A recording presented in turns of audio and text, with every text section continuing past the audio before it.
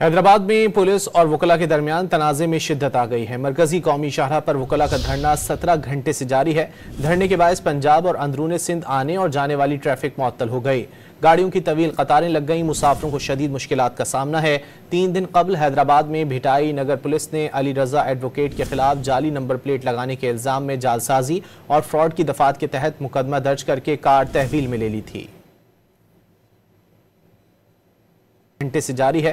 धरने के बायस पंजाब और अंदरून सिंध आने और जाने वाली ट्रैफिक मुअत्तल हो गई। गाड़ियों की तवील कतारें लग गई। मुसाफिरों को शदीद मुश्किलात का सामना है।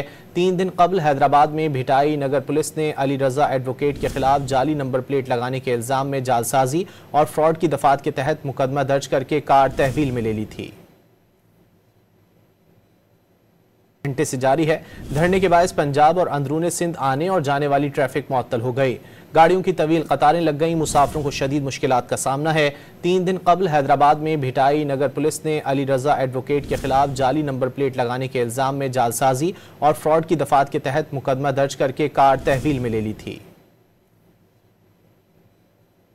घंटे से जारी है। धरने के बायस पंजाब और अंदरून सिंध आने और जाने वाली ट्रैफिक मुअत्तल हो गई। गाड़ियों की तवील कतारें लग गई। मुसाफिरों को शदीद मुश्किलात का सामना है।